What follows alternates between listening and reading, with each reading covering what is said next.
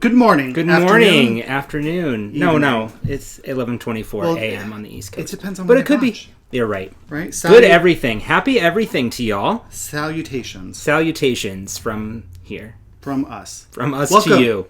To Needles at the Ready. I am Kevin. I'm Ray. This is our YouTube channel where we talk about knitting, crocheting, yarn dyeing, buying, and all the fun stuff that goes with that. Today is Saturday, September 27. 20. What? I know. That's 27th. wild. And this is episode 143. That's how I normally do it, huh? This is episode 143 of our YouTube channel where we talk about Do you want to start again? No. Okay. It's all in there, just at different points of the typical spiel. Yeah. If you'd like to splice the video up and put it in the correct order, if that Absolutely. puts your mind at ease, please feel free. No, thanks. We can send you the video after it's done if you'd like to make some edits. So, it has been a month. It's been a month. And I mean... it's been a month. Yeah, it has been a month. Yeah. So much has gone on. So much has happened. We have a ton to talk about. But not so much knitting. Well, you have a lot. No, I think we did a fair share of knitting. Right? You're right. Yeah. Right? Let's think about this. Between the two of us, we have 3 FOs. I have 4 whips. I have a few that are going to be transitioning into future knits. But we've also been super busy. Yeah. Which, not prevented. But we didn't have as much time to knit as we typically do because we've been really busy. So Super big announcement, which is one of the reasons why I think it's from this that kind of started us on the we're kind of overwhelmed feeling. Yeah. So if you haven't already heard, Kevin, which I'm so proud of, has been the featured dyer of Row 1 Minis for the month of September. So you may have seen it on Instagram. You may have received your Row 1 Minis already and was like, hey, I know those guys. So a couple of you started dyeing this. I don't remember. Maybe May. Yeah. Or no, I had to have it. So I started dyeing it in June because I had to have it there before July 4th. So June... I think we kept mentioning in June that we had like a secret project that we were working on that we couldn't talk about, and this was it. Yep. It was really interesting to dye the quantities that I was dyeing. I know, it was a lot. And how much did you dye? I want to say it was something like 540 skeins, if I'm not mistaken. Hold on, I'll do the maths. Yeah. So it was a really cool experience. Like to know that you were going to be 540. Yeah. Holy cow. So we were really busy, starting then and getting all that together. So thank you everybody for all of your support and those that have already shared when they've gotten theirs and reached out to us. But don't fret, we have 2 sets of them that we are going to be giving to our Let's Hear It for the Boys winners. Because yes, we did choose our winners for Let's Hear It for the Boys. But we'll talk about that in a sec. Well, let's talk about what Row 1 is in case you don't please. know. So Row 1 is a subscription service. You can sign up and you get a feature dyer every month. You can sign up to receive 10 10-gram minis or 20 10-gram minis. So, depending on what you decide, you don't know. Let's say if you do the 10-gram minis, you're just going to get 10 from that featured month. So if you were Row 1 in September, you may have gotten this set. Or you could have gotten this set of 10. But if you do all 20, then you get both of these. Right. And it's a really cool way to find out about dyers that you don't know about. It was actually how we found out about Megs & Co. Oh, yeah. Right? So that was one of the Row 1s that we got. Ray knit crocheted a blanket for our niece Riley. Yeah, I believe. So it was really fun because then we met Meg at Rhinebeck.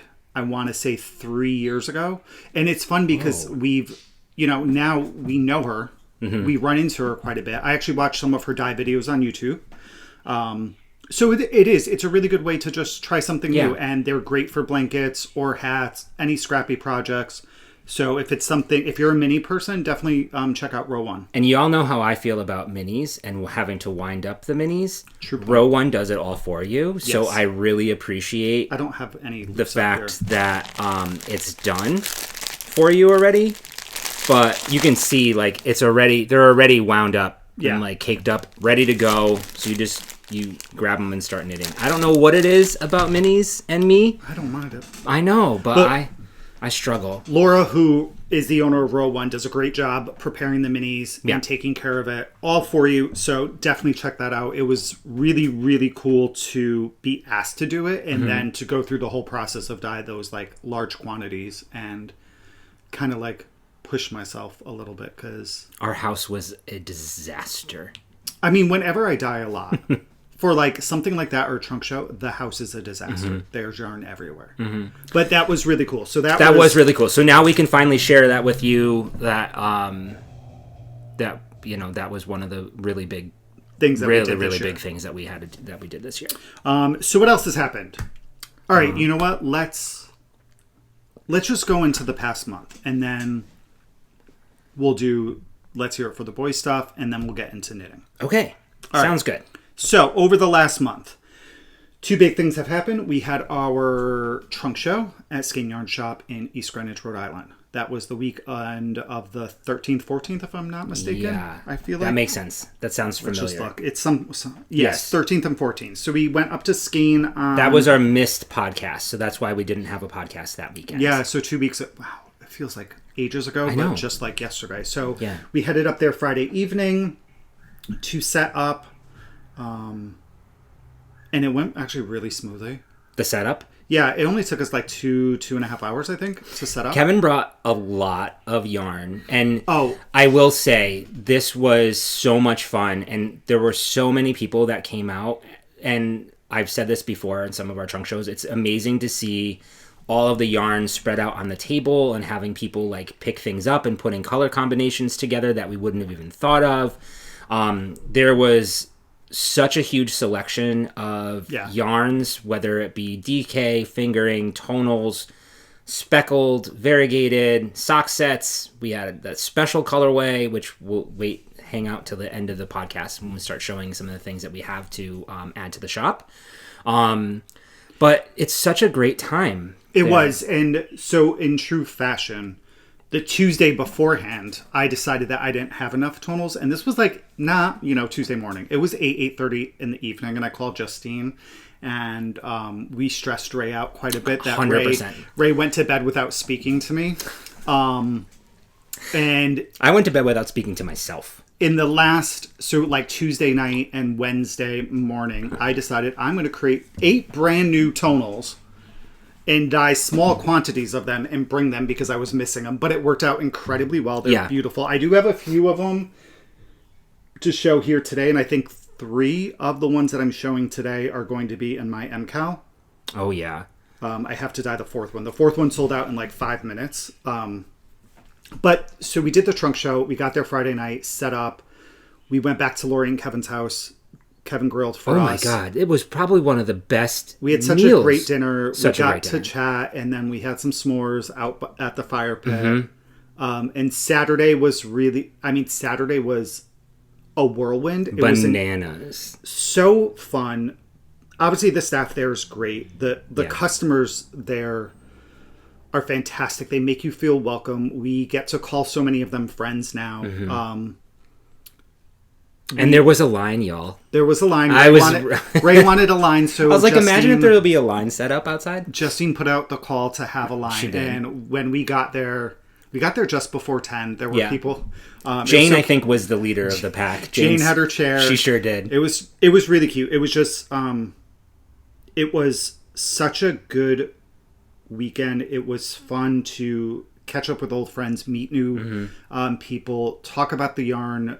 I don't know. And how humbling! Like people were coming from driving down from Maine and Maine, and I think Maria came from Maria came from New Hampshire. That was so nice to see her. I think there was another person who came from New Hampshire too. We had and I don't recall their names, the two ladies who come from like White Plains. You know, it's Olivia came on Sunday. I don't know. There were so many people. We just can't thank you guys enough. And like I don't know, we were talking one day at the shop, and I want to say it was Jen, Angie, maybe me, Jen, and Angie were just talking about like how this friendship just came to be, and what it would like. Can you imagine if it just never happened? Like I don't want to. No, I don't. I know. The community that we have and that we're a part of in this knitting community.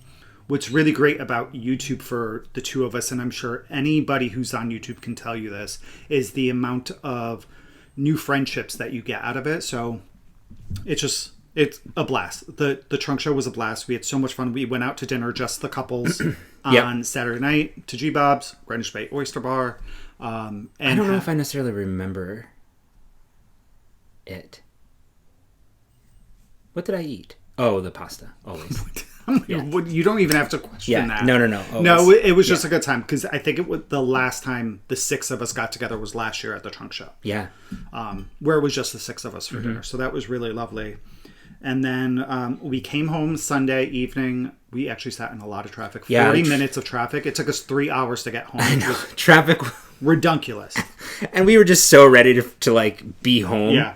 But it's okay. It's definitely well worth it. And there was no reason for the traffic.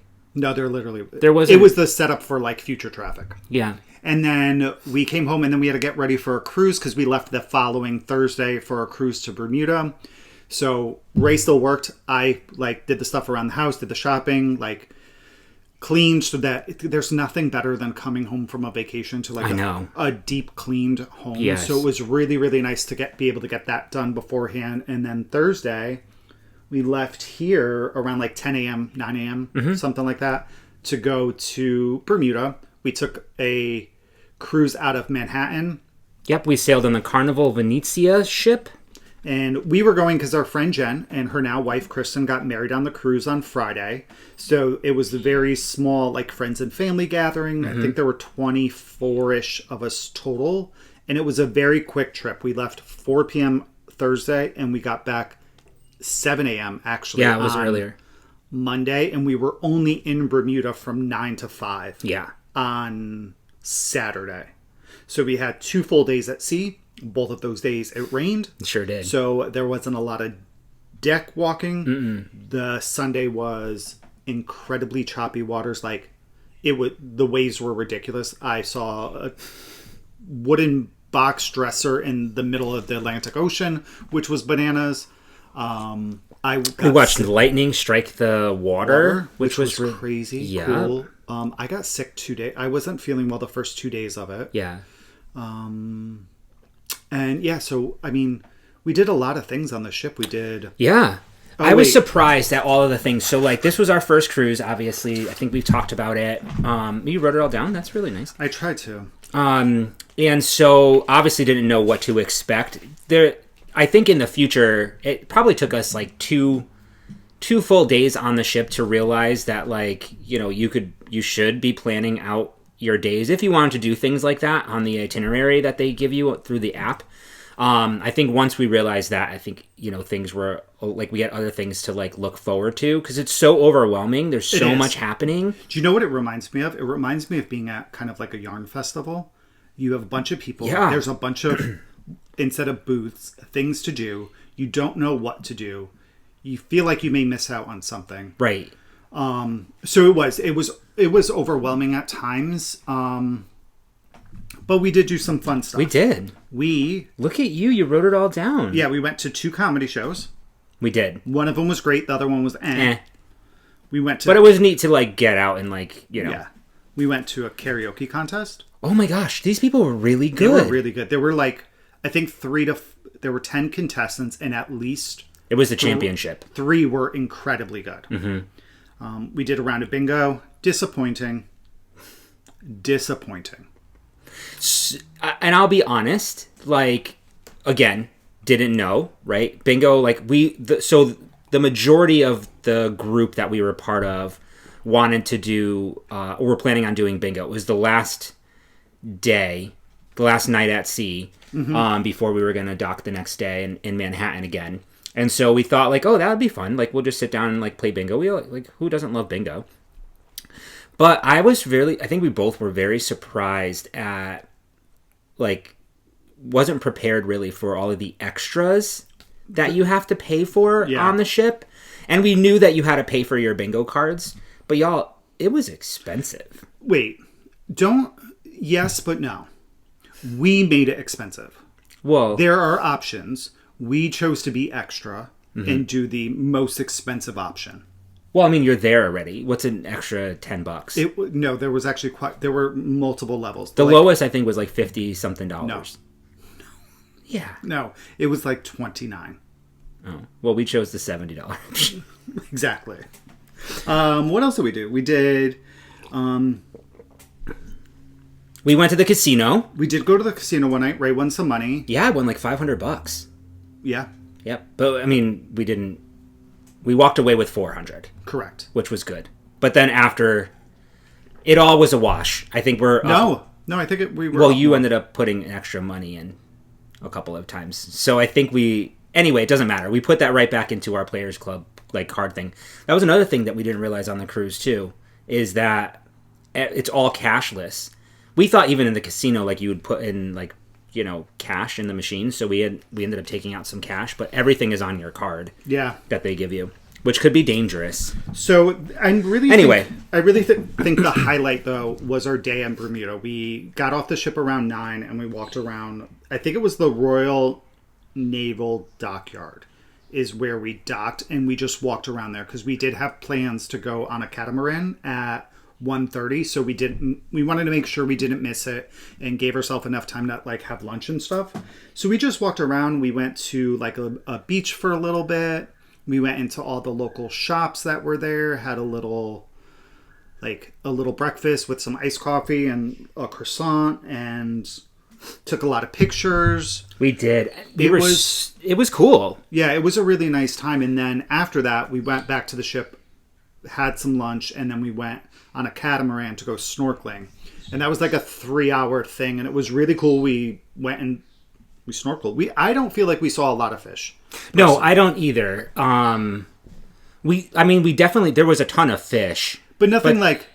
I think the most, like, I don't want to say tropical, because they're all tropical fish, but the most, like, vibrant, pretty, there were these fish that were, like, that had stripes on them. Yeah. That were really kind of cool to see, but you didn't see very many of them. The coral was neat. You had, like, clusters of this, like, really pretty coral. Yeah, it was a really nice experience. Mm-hmm. Ray jumped in, and there was a jellyfish right by the ladder. So I jumped in after I saw the jellyfish. After he saw the jellyfish. Not jumped in, walked down the ladder. Because Ray hates jellyfish. Like, that's so his afraid. biggest fear, but he still went in. We made the best of it. Yeah, we had a really good time doing that. And then... You got sunburned I got really sunburned bad. quite bad. And then the other highlight was our friend's wedding. It was really nice. Number one, to be asked to be a part of it and, like, to attend the wedding. And it happened in one of the piano bar on the ship. And it was a really quick, like, ceremony and I think reception. It was 1:30 to 3:30. And, I mean, they got everything in. The vows, the marriage... Yeah, they did it all. The father-daughter dance, and they did mother-daughter dances, food, drinks, dance. It was done incredibly well. And this is our, like, lifelong childhood friend. I think I've been friends with her since I was like 12. Yeah, maybe. And then I jumped in, you know, when you were 20 some odd years ago. But this is a picture of Jen, her wife. Kevin, myself, and then our friend Chandra, who was also part of, like, that group. So we ended up getting a really nice picture together. So Jen had asked that not asked, but, you know, said, like, wear something, like, colorful or tropical, and so that was kind of our... And to dress comfy. So. Yeah, to dress comfy. But it was great. They were both, you know, very happy. They took some pictures, like, while they were, you know... after they got married. I love the fact that they wore sneakers. Yeah. But it was a cool time. This is was not a cruise review, but we've been very, very busy. And then it was neat to pull into New York Yeah. Because we probably started approaching the island or Manhattan when it was like 5:30, 6 o'clock maybe. Yeah, I'll show. This is the picture. It was I got really neat to see of it. us pulling into New York. Yeah. So it was still all dark. It was at 5:45 a.m. Yeah, it was a good time. Cool. I'm really glad that we did it. Me too. Ray's already been looking at a ton of other cruises. What was really crazy, actually, at Bermuda is the number of chickens. We saw. Holy cow. I'm going to see. They were everywhere.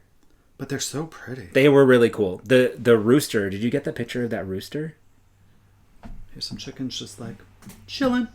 Yeah. And then there were some like really little ones. That's one of the little ones there. Yeah,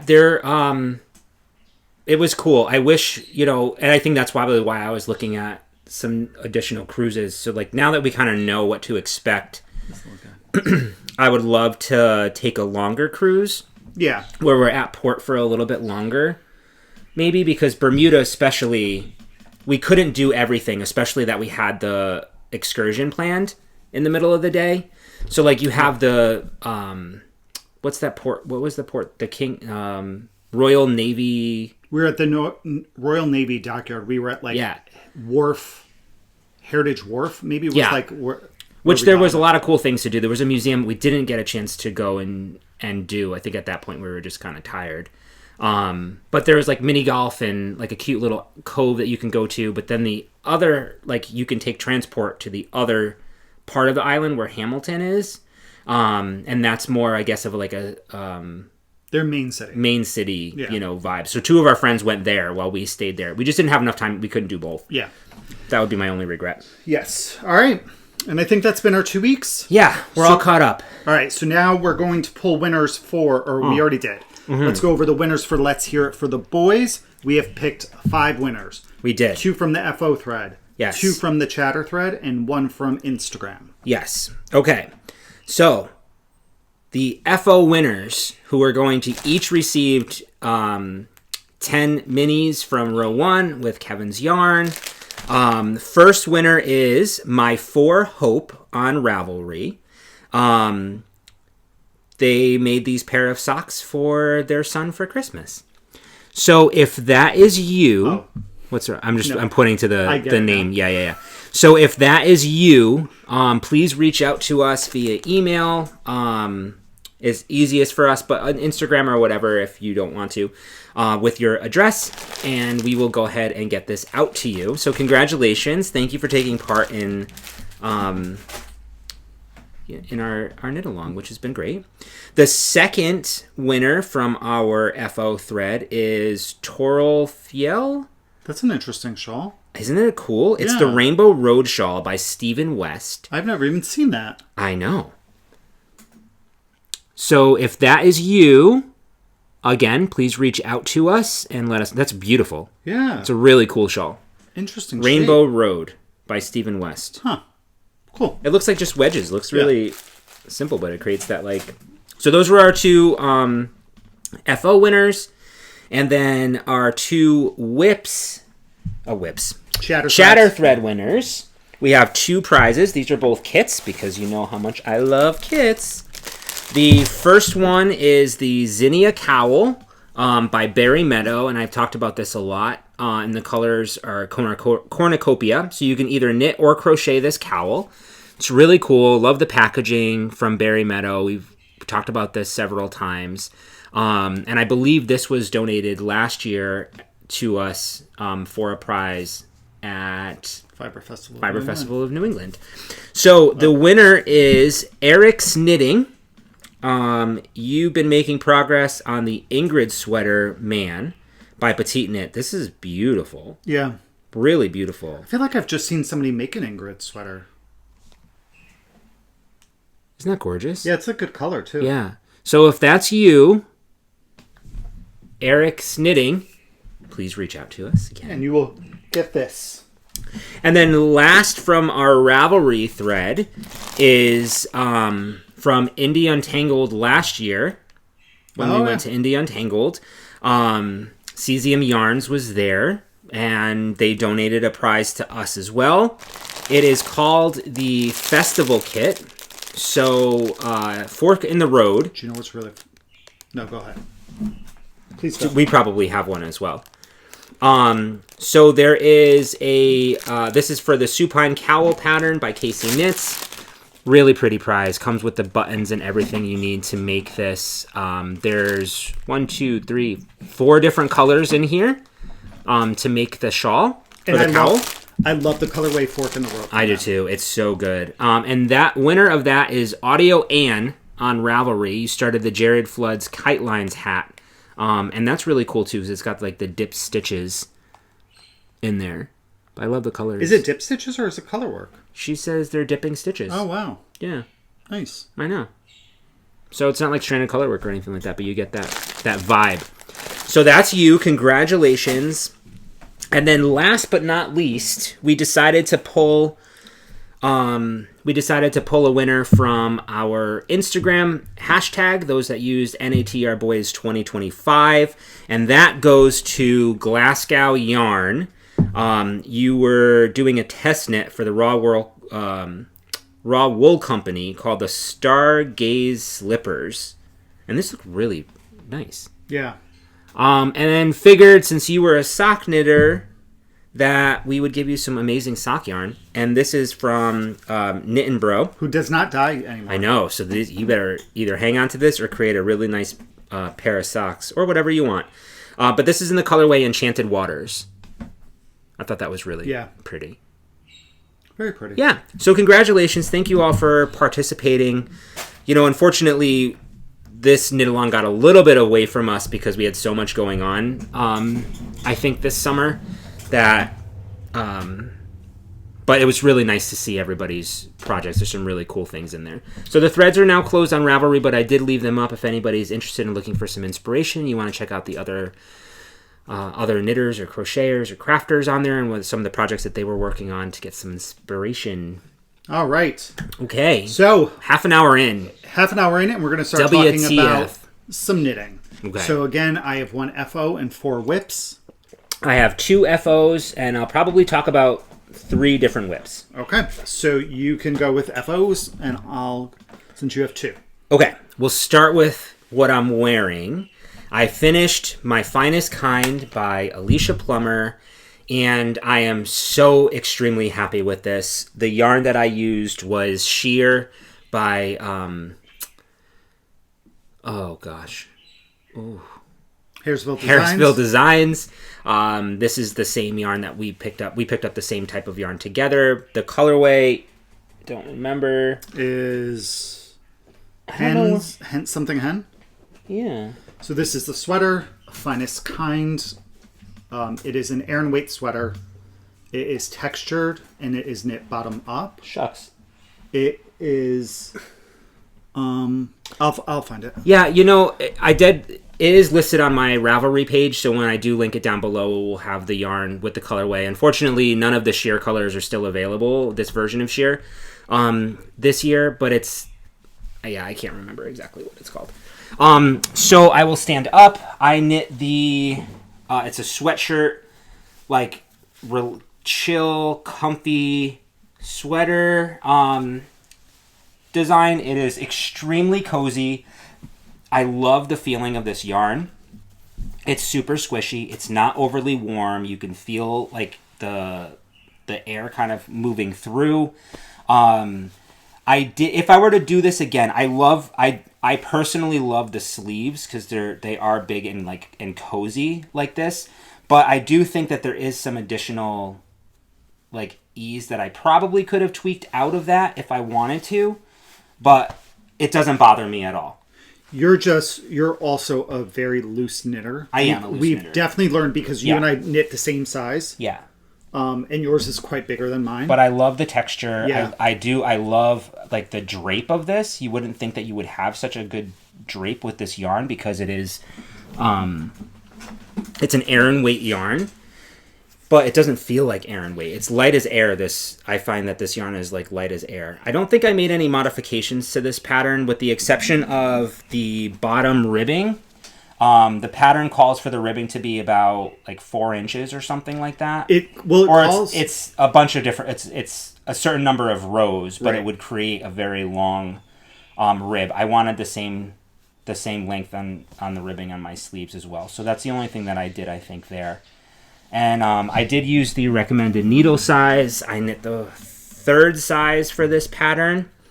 I'm really happy with it. So in the colorway of the yarn that he uses is called Hen of the Woods. Hen of the Woods. And what's important to know about this yarn for this particular pattern is that it is a woolen spun yarn. Mm-hmm. If you were to use an Aran weight worsted spun, I don't think you would get the same drape and the same airiness of it. It's very light. It feels very light. Right, because of the woolen spun. So if it is something that you are thinking about knitting, if you have the opportunity to do it with a woolen spun, I would definitely recommend that. And you can maybe... I tried using Yarn Sub to see if there was a substitution for that, and it's not listed on there, so I wasn't able to use that website. But we've both made it now, and I would highly recommend the sweater. Like I said, I would knit another one. And you went down a needle size. So you used a US 7, correct? I did. Oh, I did go down a needle size. Yes, you're right. I did a US 7 and then a US 5 for the ribbing. And then with your collar, did you do the same thing as I did? Did you decrease any around? Because remember, I thought mine flared a little bit, so I took it back and I did 10 to 12 decreases my first round in order to bring it in any. I didn't. You didn't? Okay. I didn't with this one. So you left... All right. Yeah, I did. I left it. It worked out well for me. Good. Yeah. But I do. I think it... this is perfect with shorts, like, in the cooler weather. I know. All right. Kevin had mentioned a bunch of times while we were on the cruise ship, I wish I had my finest kind. Because those 2 rainy days, it was cool, especially at night, and I was like, man... My finest kind would have been perfect to wear now. I'm really excited because we're going to hang out with friends next weekend to do like a fire pit night, and I'm hoping that as it gets in the evening it gets cool enough for me to bring it, because I'm bringing it everywhere with me. It's like I want to wear it all the time. I 100% agree with you. I think it's really cool. I love the details. You got this faux seam going down the side, and it goes up the arm as well. To knit this, the pattern was super, super easy. You really didn't have to think about it. You knew what was coming up next. It's like a 2-row repeat, basically. 4-row repeat. You do 2 rows one way and 2 rows a different way. The shaping was super easy to do. Yeah, I'm very excited about wearing. I feel like I'm going to wear this constantly. Speaking of... I love that vibe, like that just chill... I don't think I would... I'm sure you could dress this up, but I like it as a more casual sweatshirt. Sure. You can, and it's, for me, my positive ease is definitely enough where I can layer as well, which I think is really good. So I don't know if we said this, that it's by Alicia Plummer. Yeah, okay. I think I did.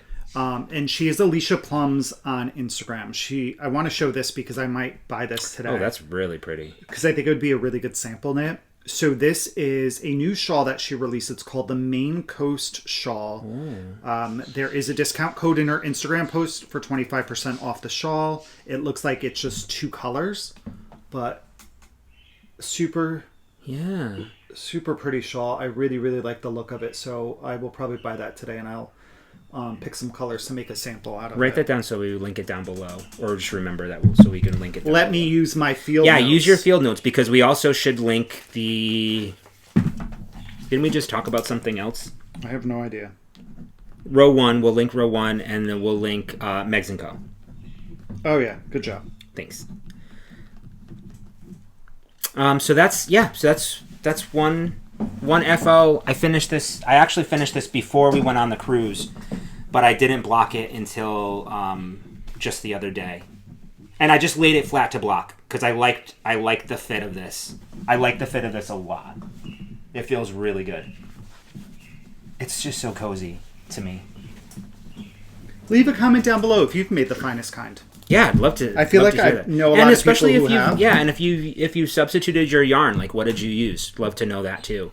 I think a couple of people at Skein are going to be doing the finest kind in some different types of yarn. Yeah, you can definitely substitute a worsted weight. There should be no no issues with that at all. Yeah, if you swatch with a worsted weight woolen spun, I think you'd be able to get gauge for it. Yeah, and you get a very similar drape if you want to go with that. But you could also make this sweater if you'd like a little bit more fitted too. Correct. For sure. Depending on what type of yarn that you use, you can definitely dress it up if you are interested in like wearing this nice and go out or whatever. But I feel like I could live in this sweater. I know.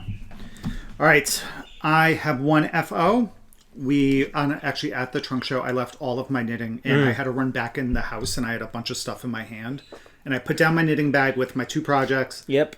And I never picked it back up. Nope. So while we were at Skein, I took a skein of one of my new colors and cast on a Lyle cap by Blue Sky Fibers. Is it Mary? No. Nancy Ekval. I've made several of these. I love this hat. It is a DK weight hat. It uses US 7s. Yeah, 7s. Yes, US 7s, which is a 4.5 millimeter needle. It is a free pattern. It only requires 5 rows of a twisted rib, and then you knit in stockinette. So I used a new colorway called Hearth and Hollow. It's good. On the 75-25 merino nylon base. And it's really good. Finished this hat. I love a Lyle cap. Because it looks really good on you. You wear those types of hats very well. Yeah, thank you. Yeah, I love this hat. Yeah. I just love this pattern. Yeah.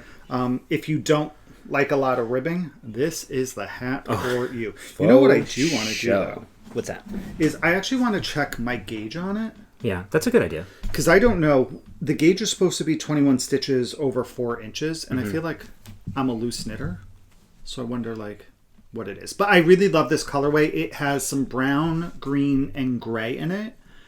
And I love that it's not all... I think the colors has good color distribution. There's not a ton of pooling. So I really like it. I'm really happy with this colorway. I think this was just me messing around one day too, and I was like, I just need a break from knitting all the normal stuff. Yeah. Oh, I just need to... here's your... I don't know how I have your yarn. I have yarn band. A skein of it. Hearth and Hollow on the Achilles DK. I have full skeins that I'll show a little bit later. Yeah. But yeah, I have a really good amount of it left over too. So maybe I'll see about making some fingerless mitts with this. That's a great idea. Right? Yeah. Not long ones, but just the hand ones. Yeah, that's a really good idea. See if I can do that. So this is what I also like about this is it is a really quick decrease. It's 12 rounds for the decreases. I will say I knit these on fixed circulars, and I know here's my hot take. I don't like fixed circular needles for hats because I don't then want to switch to my magic loop ones where I could just switch out my cord, But you did end up using it as magic loop, no? My 16-inch, and my stitches are all stretched out and wonky and stuff, so I wasn't really happy with the crown of this. It's much looser than I typically would do. So yeah, my hot take, I prefer interchangeable needles for a hat. Boom. Dropping the mic. Boom. End the show. And that's end scene. My next FO is new to you all. I cast this on while we were in Rhode Island for the trunk show. Was looking for... I got a little jealous that Kevin was knitting with his yarn, so... I think you... Didn't you cast on first? I think I cast on first, but you chose first. You know what I mean? You probably said, I think I'm going to do a hat. Oh, maybe. And then I was like, I want to do something too, because don't leave me out. So Kevin mentioned that Stephen West had come out with some single skein patterns. and specifically around DK, like a DK weight pattern. We don't have a lot of samples of needle to the ready yarn in DK, so we don't have a lot of samples. We have a lot. We have a good amount of samples. We could always use some more. We're actually getting a good amount. We do have a decent amount. But you also change colors a lot, which is fine. But I actually was thinking about that today. Is one of the things that I really enjoy about dyeing is creating new colors. I know. That's my favorite part of dyeing. Yeah. It's cool to be able to replicate it into, do not like mass production, but that. But I really enjoy just making new colors. And I think that helps with, you hear a lot of stories about people who make what they love to do into a career and sometimes getting burned out and then losing that passion, that love for what you're doing. But I think you being able to experiment, that's where you truly have that creative license and outlet, and it gives you a lot of joy. So anyway, this is another new color, speaking of, that Kevin did. It's called Toffee Swirl. Here's the pattern, though, first. No, it's not. That's Turtle Sunday. Oh, it's called Turtle Sunday. Apologize. I actually don't freaking... No, it's Toffee Swirl. Turtle Sunday has the... No, it's Turtle Sunday.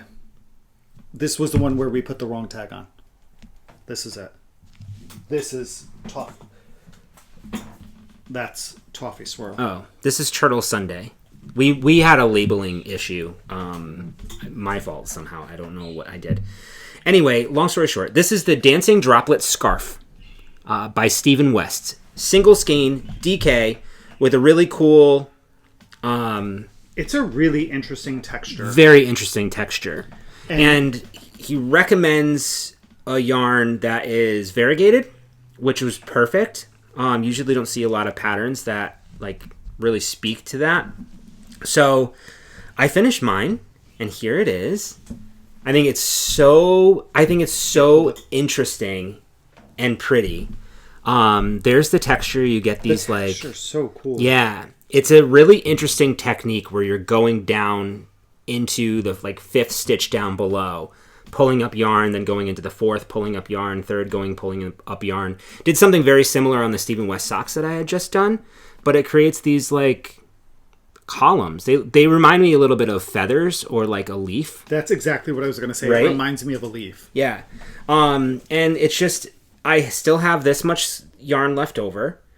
There is probably a way that you could make it longer or bigger, but I just, it's just one of those simple things. I think it adds a little, it could add a little extra layer to something like that. It's cool. Yeah. And then for a sample, I think it's perfect.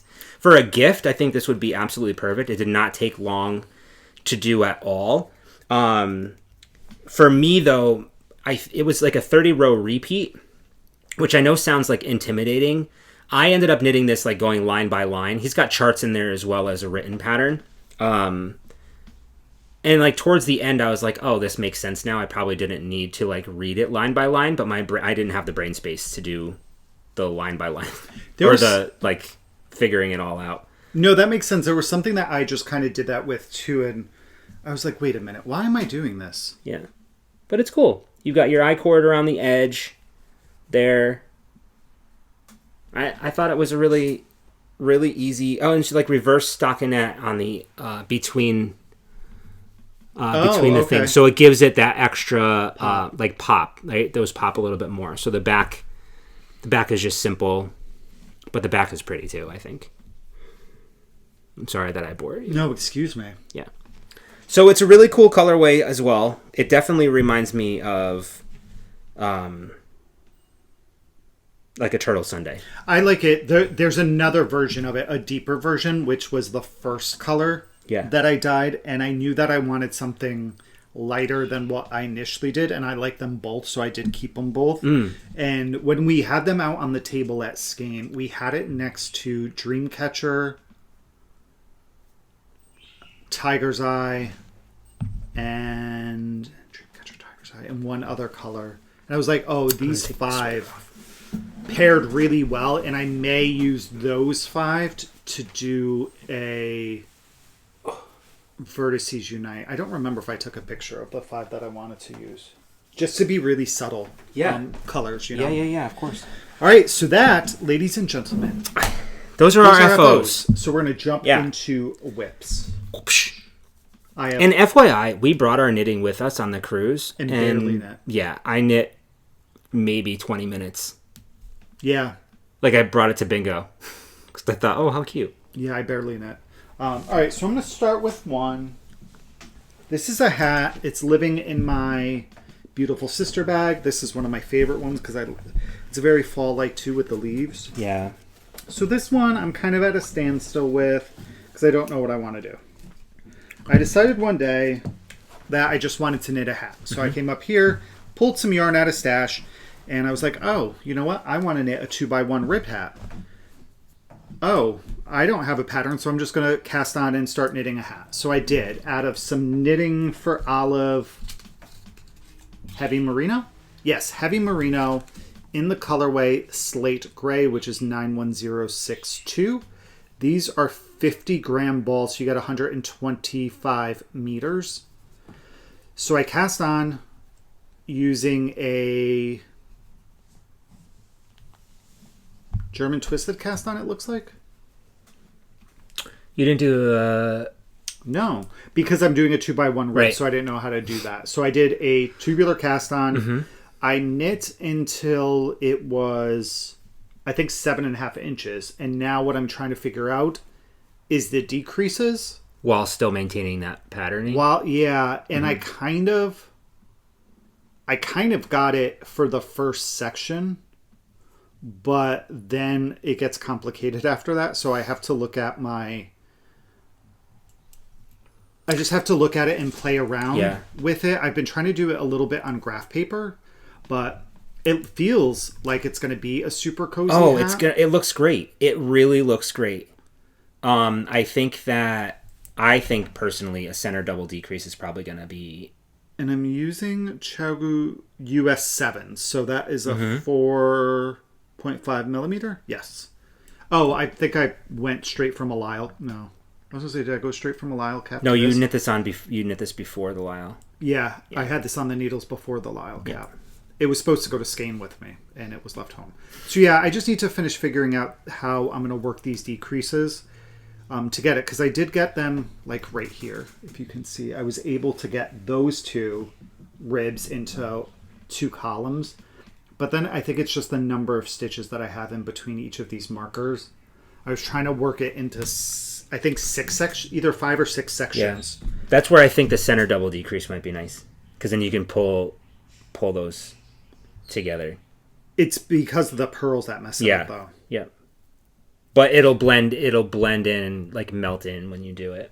So yeah, we'll see. I'll continue to work on this and try to figure it out. I mean, the worst thing is that you think back and try something different. It's not like the end of the world. And I mean, this is from the 50 grams that I have. So if I could try to finish it with this that'd be little great. bit, that would be great to have a 50-gram worsted weight hat. Yeah. So we'll see. So it's a... What's the color of that one again? I'm so sorry. It is called Slate Gray. Slate Gray. And again, it is the Knitting for Olive heavy merino. And I have another ball here in case I need it. I think we got this... I got this to pick up every stitch. Was it? Yeah, probably 2 years ago. Oh yeah, because I think I ended up getting a t-shirts quantity of Knitting for Olive, I think, then that day. Which I have someplace. I have no idea. Oh, it's this. It is. Oh no, that's you. And it is very nice to work with. It was. Here it is. I really like the yarn. No, I got that. Great.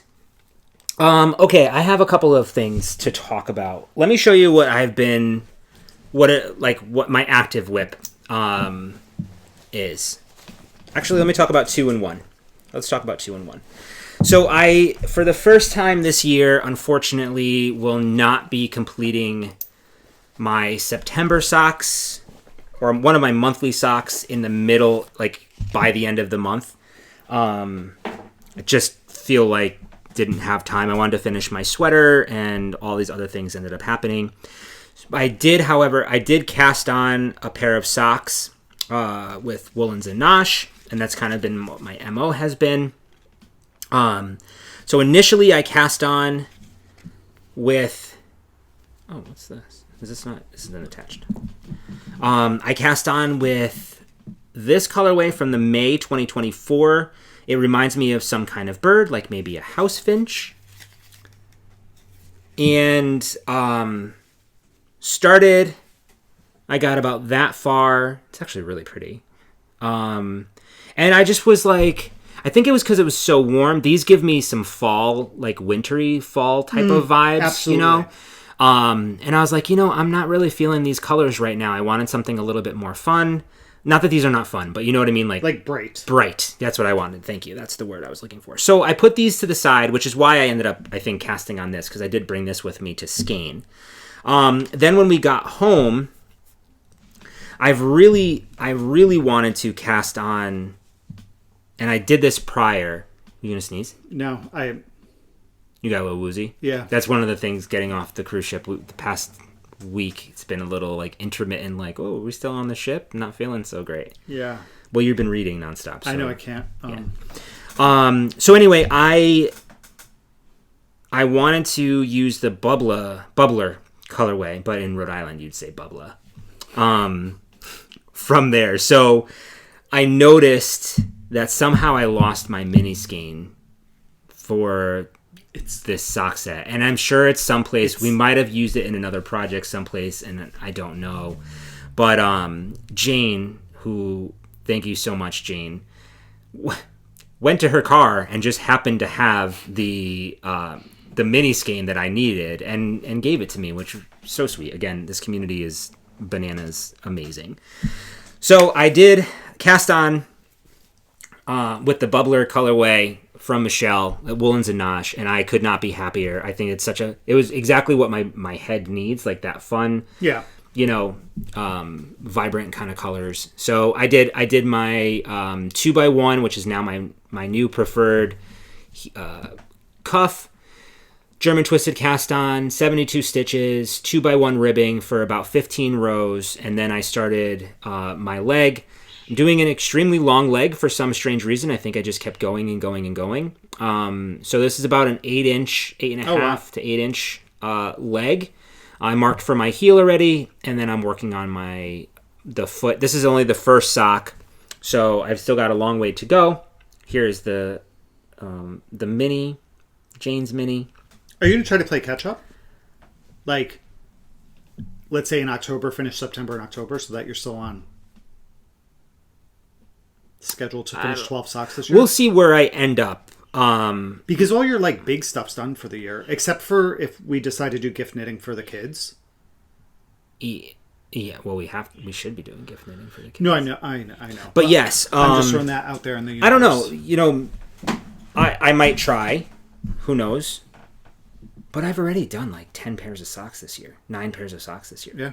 Because I did an extra pair. You're going to need like 2 more of those thingamajiggers that you keep your socks in, those wood boxes. So anyway, that wasn't being judgy. I'm just saying you don't have... It's hard to put your socks away in there because there's not a lot of space. On the dresser. I thought you were making fun of my thread and maple wood box. No, I'll make fun of that some other time, but not today. I do need another wood. I do. I actually need to go through. I thought you were going to say another thread and maple box. No. It's like, yeah. No. I keep my socks on my dresser. I have 3... wood sock boxes. Yeah, they're cedar wood. Yeah. You just put your socks in there. I should probably go through there. There's still some socks that I like one of the first pairs of socks that I have knit. It's like not up to my standard anymore, so I could probably, swish some of those out. So dramatic. Mm-hmm. But maybe I'll keep all of my Woolens and socks. Woolens and Nosh socks in one box? Woolens and Nosh's socks. Stop. In one box. So, yeah. That's kind of where I'm at with the sock thing right now. Okay. Yeah. I think I needed something. I needed a break from socks. I don't know where my mind is at, like what I want to do. I feel like I've cast on a couple of things and then just not. I don't know. So that's that. Just reminded me, we need to get t-shirts. I know. I thought about that last night when I was trying to go to sleep. Yeah. All right. So my next whip, I'm gonna stick with the sock theme, and I'm gonna show you my new bag that I got at Skein because I didn't have a project bag to put my project in. I have one to show. So I got a. Is it Maka? Maka or Micah? Maka. Maka. One of their project totes that Lori and Justine have shown a ton of, and it comes with this thing. It's a great bag. It's a good bag. It's a really great bag. And it has some pockets on the inside. Oh, yeah. Sure does. Tons, and then a lot of pockets on the outside. Yeah. So, in here I have 2 projects living in here. This project, I decided it was time to finish. These are socks where I got the yarn 3 years ago at Rhinebeck. It was a gift yarn from Aaron at Fiber Hustle. This was the prototype of the colorway that is based on the Counting Crows album. I don't recall the current name of this. But he gave us this. It's really pretty. At Flock Rhinebeck 3 years ago. Yeah. Last year at Flock, I cast it on. So, because we will be getting to see Chip and Aaron at Rhinebeck this year, Can't wait. sharing a house with them and all of the other lovely friends, I decided I need this done for Rhinebeck. They'd be great in some Birks, because I did do a shorter leg. I think I did 4.5 inches. Mm-hmm. So like a crew length. I've already finished sock 1. With the exception of the heel. With the exception of the heel. So sock 1 is off the needles. Oh, you're really close. I'm really close to being at my foot. I think I need to do 2 inches? About 3 inches? 2.5, yeah. Something like that. To get to the toe, before I start my toe decreases. So I knit my socks Magic Loop on 2.25 millimeter needles. That's a US 1. And I cast on 64 stitches using a German twisted cast on. At this time, I did a 1x1 twisted rib, which that looks nice too. Also love, because I love the way a twisted rib pops out and it's a little more defined. Yeah. It's a beautiful colorway. It's very fall. Yep. So I think it would be fitting to have these done before Rhinebeck. So I have 3 weeks to get this done, along with 2 other items. 3 other items. I have 4 items on my list that I want to get done before Rhinebeck in 3 weeks from today. So, so that's that. I brought this on the cruise, and I knit on it for 10 rows, probably. We did have some time on the cruise ship where we hung out watching some TV, some junk TV that we don't typically do, but also because I wasn't feeling great those first 2 days. Yeah. The second day on the ship, was it the second day or the first day? Second day was Jen's wedding.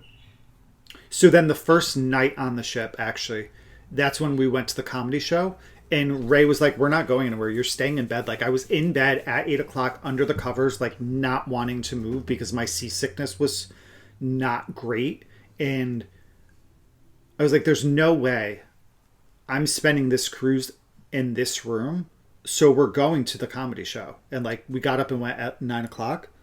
And that was the good one. That was the good one, and I had to hold onto the table. Yeah. While we watched, but it worked out. You did get your sea legs eventually, and it was the day of the wedding.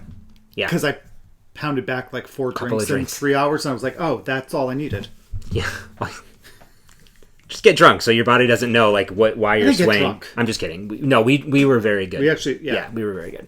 And the drink package was not worth it for us. No, we didn't did buy the math. But... Absolutely not. All right, so that was my second whip. Okay. So I have one more thing to show. How many do you have? I have 2 more. Why don't you go ahead? Okay, so my next one is a brand new cast on. Because this is the 4th item I want to try to finish before Rhinebeck. So it's a new pattern as well. This is called The Jaunty by Andrea Mowry. Yeah. I was watching her... I watched one of her YouTube videos that gave her studio tour. And in it, she was wearing what looked like a cowl. I was like, oh, that's really cute. It was actually, I think, the one here. But she had the tails tucked under, so it looked like she was wearing a cowl. I was like, oh, that's really cute. I wonder what it is. she said, oh, it's being released on Tuesday. I watched that video on Tuesday, so I went to the project pages to look at it. And what I really like about this pattern is it is written for any weight of yarn, any amount of yarn. So it's really fully customizable. It is a half fisherman's rib. Yeah. She gives you the dimensions for the 4 like sizes or weights. So like the smallest one has a wingspan. This is post blocking of 52.5 inches or 133.5 centimeters. And the depth is 12.25 inches or 31 centimeters. And it goes all the way up to like, the largest one on here is 95-inch wingspan. And the center depth is 21.5 inches. So all that changes is your yarn weight and your needle size. So she gives you suggestions for the 4 weights, a lace or light fingering, a sport light DK, a worsted or a heavy worsted Aran. So what I did is I pulled out some hand spun, and this is actually really funny since we just talked about this. I did a combo spin where I held 2 braids together. I spun a braid of Murky Depths. It was, a Murky Depths. It was a Rambouillet that we got at Indian Tangled last year in the colorway Dark Rambler. And then my other one was a braid from CCM Yarn, Fork in the Road, on the Shiniko top. I then did a 2-ply of those, and I have this cake, which started at 240 grams. So I cast this on Tuesday afternoon. God, it's so cool. This is the right side. Yeah. And I've made some progress on it. You sure have. I am obsessed with knitting this. So I'm going to bring it closer just so you could see like the color transition. It's very me. It's blues and grays and yellows for the most part. I remember spinning this. The Dark Rambler is the blue, like a dark blue or gray blue, some grays and some dark greens. And the Fork in the Road had a lot of white, yellow, and light green in it.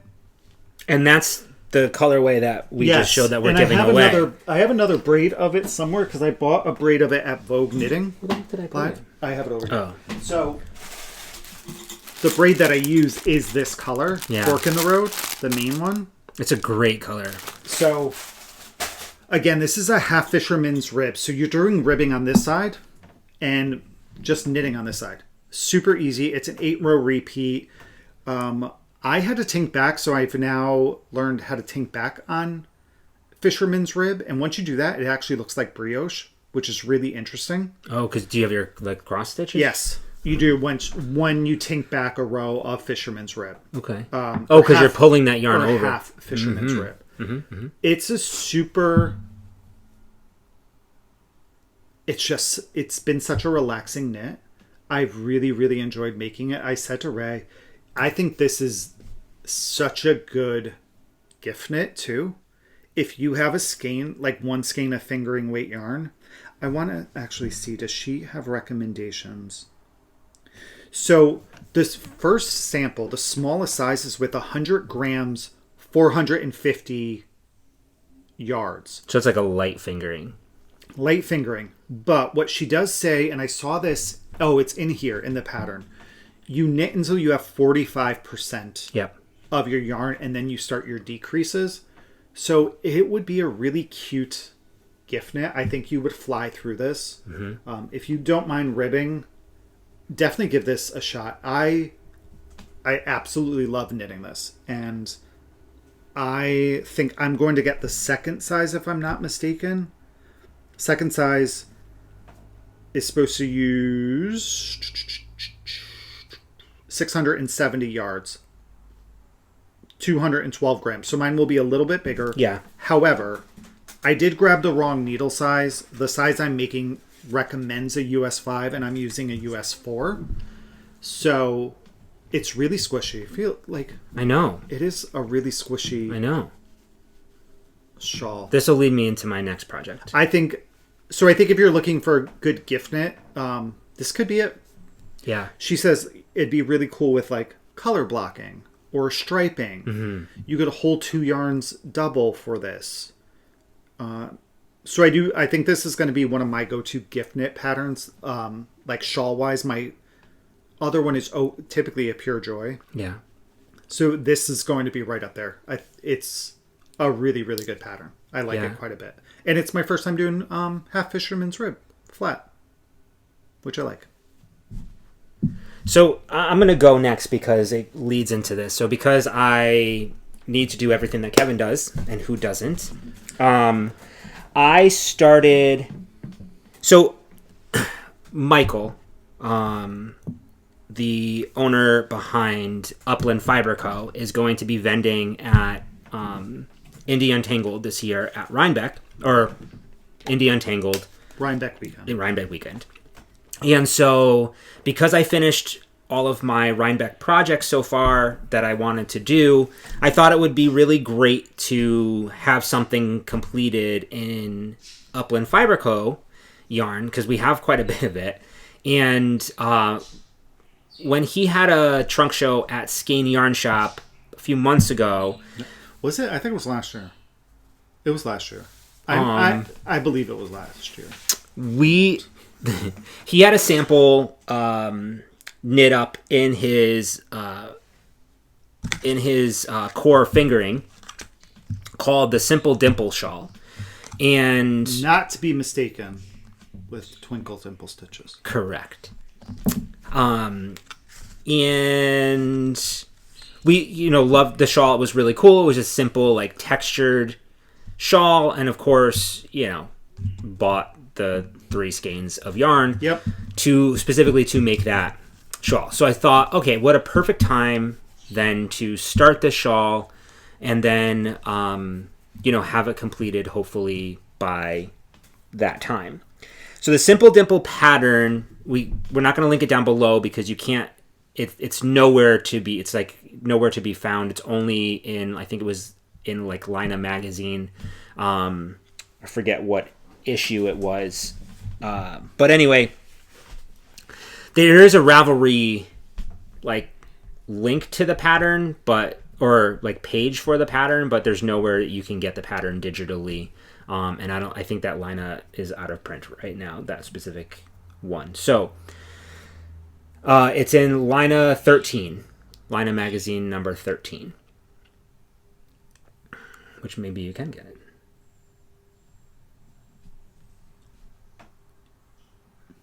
No, it doesn't look like you can buy it. I'm just going to keep looking. Yeah. So I started it, and the yarn that I'm using is Upland Fiber Co. Core Fingering in the colorway Pewter. I thought it was really pretty. It's like a silvery color yarn. This yarn base is so amazing. If you don't know about Upland Fiber Co., this is 50% American Cormo, 50% American Corriedale. Love everything because it's all sourced and dyed and washed and all of that stuff along the northeast, the coast of the northeast United States. So I did start this. I'm using the recommended needles, which is a US 4. And here's what I have so far. Not a lot, just the start of it. And I'll be honest, it wasn't doing it for me. So I'm going to pull this out. But what I didn't want for me, I think I just, like I had mentioned, that my brain space is just not... I just want something like where I can memorize it and go. I don't find that this pattern is memorizable because it is kind of row by row. Well, there's Michael. Yep, so it looked cool, right? Like, it looks really, really neat. Yeah. Here, I'll show. He probably has some like tip where he was able to memorize it or whatever. He's also a very smart person. So long story short, not for me. I'm going to be taking this out, and I'm going to cast on, what's the name of that pattern? Jaunty. The Jaunty. Because I think that would be really cool. So here's Simple Dimple. Yeah. So it has like a chessboard or checkerboard pattern on it. It looks really, really nice. Has anybody else from Skein made it? I'm not sure. Finish it? I'm not sure. Skein it just peeps. If you did, leave a comment below. Or anybody who's done it. For me, it's not intuitive right now for me, and I don't want to keep looking down to a pattern to cross off lines and whatnot. So so anyway, I'm taking it out. I mean, it's not like you couldn't always buy more yarn from Michael if you want to do it in the future. Yeah. Well, I have 3 skeins of this. Right. Yarn. So I figured it would be. I would love to do the Jaunty. I think this would look really cool. This yarn has amazing stitch definition. So I think with the half fisherman's rib, it's going to look really, really nice. And be very squishy and cozy. And I would love to make this a really large shawl. I think with the 3 skeins of yarn, it'll be really nice. It could be too big. Well, we'll see how it goes. I want it large enough where it could be where I can wrap myself around it or wrap it around myself. I mean, you might get that 92-inch wingspan one. Yeah. Okay. Yeah, I'll just take flight. I'll do me. So that's kind of where we are there. Okay. I'm glad, Kevin mentioned last night, he's like, why don't you do another pattern? And I was very no, I bought this yarn specific for this pattern. I want to do this pattern. I was just like, why? If it doesn't bring you joy, rip it out. Yeah, so that's what I'm doing. Not saying that I will never do it again. I'm just not, it's not for me today. Yep. But I still want to use this yarn, and I would love to have a shawl, although we only have 3 weeks left, so. I mean, look, I think you could, if you went with 2 skeins, absolutely. Yeah, 3 skeins, I'll probably do 2 maybe. skeins. We'll see what happens. We'll see how large it ends up getting. I'd love the idea that you can just start your decreases really whenever. I don't think I'm not going to run out of yarn, so I could just weigh my yarn and just stop whenever I feel like I'm halfway done. Could those be cute gifts for the kids, for the girls, for Christmas, like little jaunty little shawls? Ones? They could. I mean, just 1 skein. Yeah, this would be cute. Yeah, it could be really cute, but I'm thinking just pick a skein from stash. Yeah. Fingering weight, knit it up. It's the smaller one, so for them it would be more scarf-like than shawl-like. That might not be a bad idea. It may not be. All right. That's all your whips, right? That's all my knitting right now. So mine, I am going to talk about the Oak Grove sweater by Chin Matthews. This is our Rhinebeck sweater. Vest. Yeah. Sweater vest. I yesterday decided to pick this back up because I need to have it done in 3 weeks. Actually, less than that. There's a picture of what it looks like. Oh yeah, I need to get this done. And if you guys recall, last time I knit the full vest with the exception of the ribbing, and it was too small. So I started again, and I went up 1 size. So I took it out of hibernation yesterday and started knitting on it again. It is living in my hide and hammer bag. This colorway is called Sage. It's a great bag. I got it just because of the color, to be honest with you. And that's from Boutique Les Garçons, yeah? No, I got it straight from Hide and Hammer. You did? It looked like it had their logo on it. No. Hide and Hammer. Oh, yeah. No, I ordered it from them directly from the UK. So, I am knitting mine out of Utopia yarn in the colorway Moss, which I don't have the tag here. It's over there. It's over there. So, last I showed it, I was a little bit below this. So, I had less than 3 repeats of the lace done. I finished repeat 3 and 4, and I'm currently going to start repeat 5, I want to say.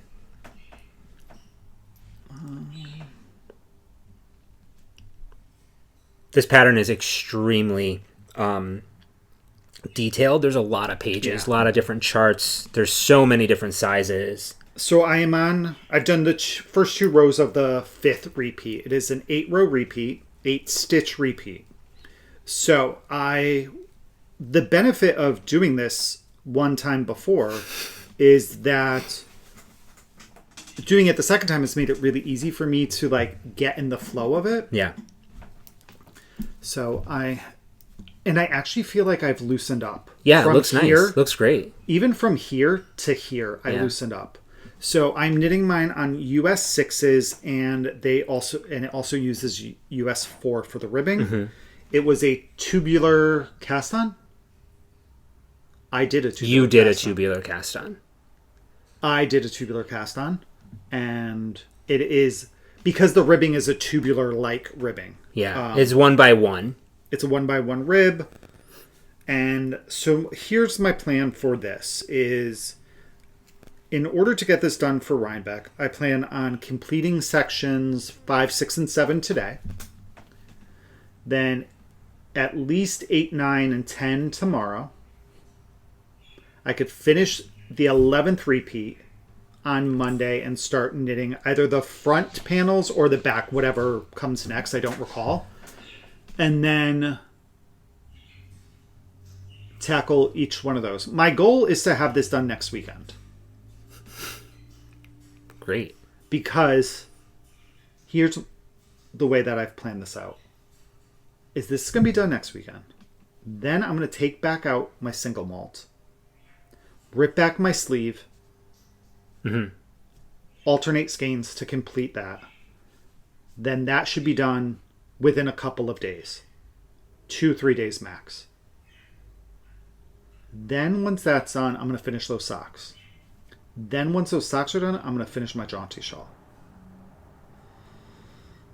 All before that Thursday before Rhinebeck. Well, it has to be done a little bit before that so I can block everything. And then I also took the time to rip out the other sweater, and this is what I have from ripping that out. And I'm not going to steam my yarn. I'm going to use the ramen. Yeah, use the ramen. I'm going to use the ramen. Yeah. I think to just actually doing this will help. You can already see it's not as crinkly as it was. Yeah. No, this is much better than what it looked like yesterday. Yeah. So, so this will be my main focus. And then when I don't feel like working on it, I'll work on the jaunty. So you're going to have 2 sweaters, 1 sweater vest. Right. 2 sweaters, a sweater vest, socks, and a shawl. And I'm also going to bring my last year's MCAL. Okay, good. Because that was... We've typically done that. We've been bringing our MCALs from prior years. But last year, we didn't finish our MCAL, actually. So last year, I brought Vertices Unite. That's always a good one. And Slip Extravaganza, probably. Those are my, like... Those are our really Those are my show shawls. Your show shawls? Yeah.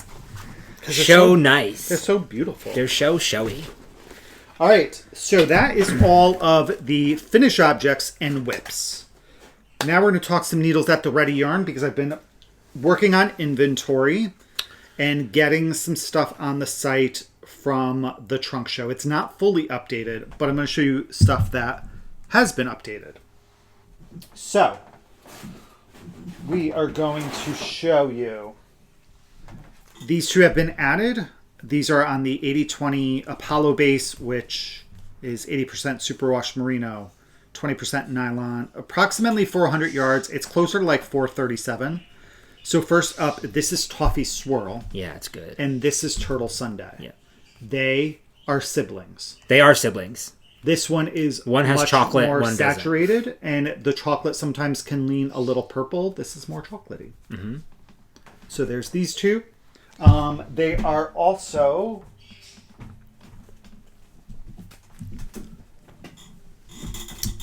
on DK. Yeah.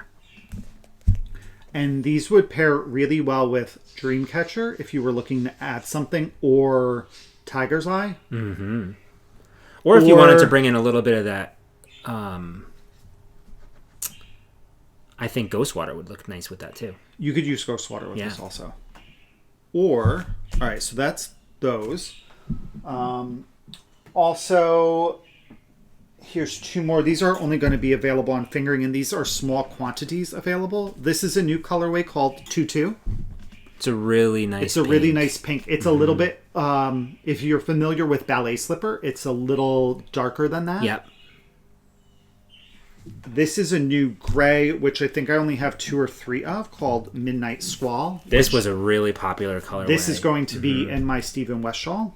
It is definitely darker, and it has a little blue undertone. Oh, I wish I brought it up. Can you do me a favor? Sure. Can you grab my Paris de Jours from the shawl brand, please? Mm-hmm.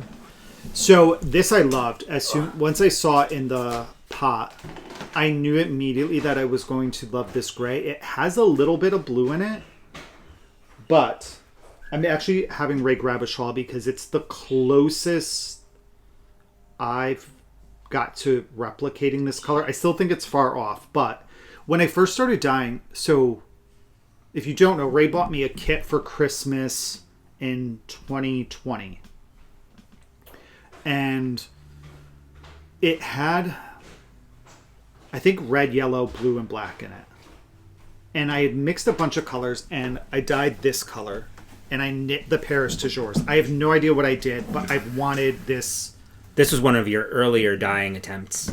And I feel like this is, it's really close. It really is. It's really close to this. Yeah. I think this is a little more blue, but you may see it better down there. Yeah. Yeah, it's really close. Really love, good. Love this gray. Yeah, me too. So again, this is called Midnight Squall. This is How many of these do you have? Not a I lot. only have like 2 or 3. Wow. I have to dye more of that. And you need 3 for the... 3 colors, not 3 of the Skein. Oh, are you talking about for the jaunty? No, the Paris du Jour. Oh, this I don't know because I this believe I did it was 3. DK. Oh yeah, it's DK. Well, you can do it. There's a fingering weight version, but this version's DK. Yeah, this is a new colorway called Limoncello. it's a good one. We had a really good limoncello martini on the cruise ship. Did we? Yeah, the last night at dinner. Mm-hmm. Yeah. So this is just a nice. It's a nice yellow. I liked it. Mm-hmm. I liked it when I dyed the mini. So there's 4 of these, I think. These 2 are new as well, and I only have 1 of each. This is Blue pretty. Lagoon. Yeah. This is also going to be in my Stephen West shawl.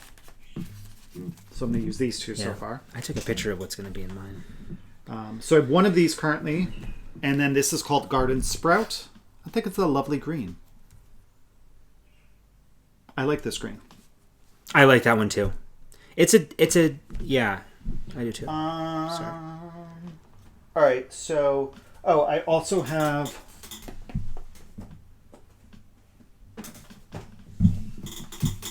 the Hearth and Hollow, which I showed before that I knit the hat out of on both fingering and DK. So I really love this color. I do too.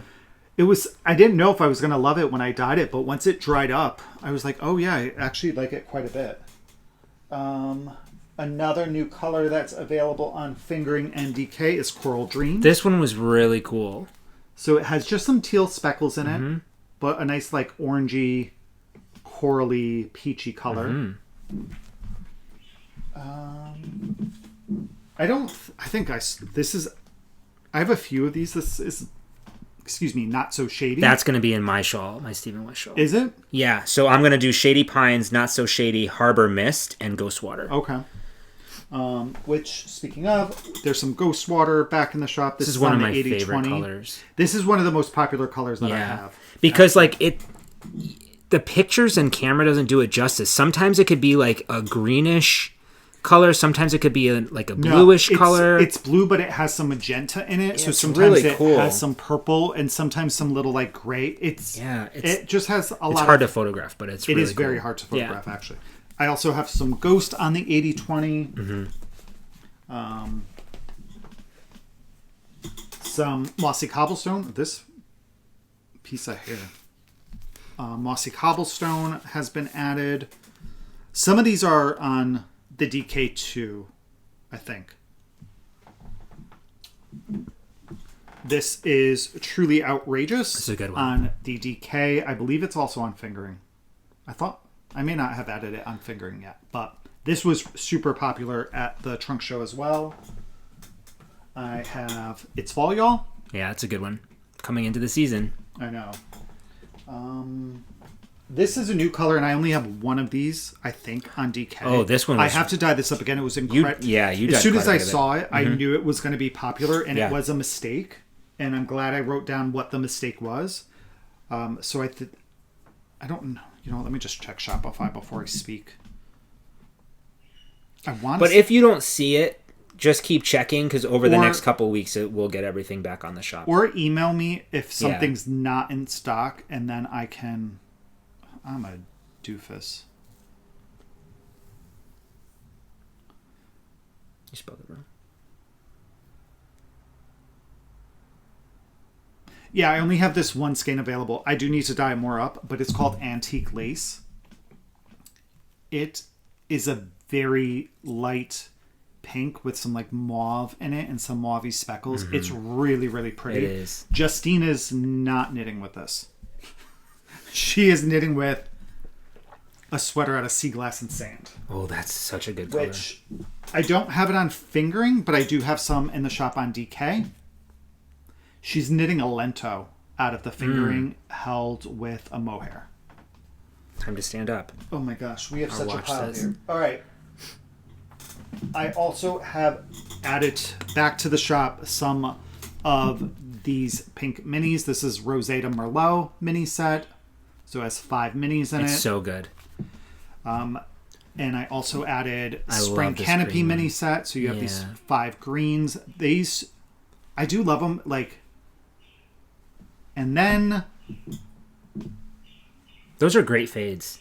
Oh, here's the next color in my Stephen West shawl. This is so pretty. This is Harbor Mist. It's one of my favorites. It's in mine as well. This was really, really popular at the show too, especially on the DK. Mm-hmm. I don't think I have any on DK. But so I'm thinking for my Stephen West shawl, I'm going to use these 3 colors. And then I dyed a new colorway called Granny Smith, which was a nice bright green. So I'm going to use that, I believe, as my pop of color. Oh, it's so good. So Do you have any Shady Pine over there? No, we don't have any Shady Pine. Oh, so these are going to be my 3 of mine, and then Shady Pines. Which one's going to be your pop, though? You don't need a pop. It doesn't say anything about a pop. It doesn't say anything about a pop. No, if you watch his video, though. He does talk about having a pop. Yeah. That's why I'm going with green. I'm not. I'm just going to do, in the Shady Pines is darker. It's going to be a nice muted, soft shawl. I think it's going to look so pretty. And then lastly, that's been added is we did come home with some Gansett Glow.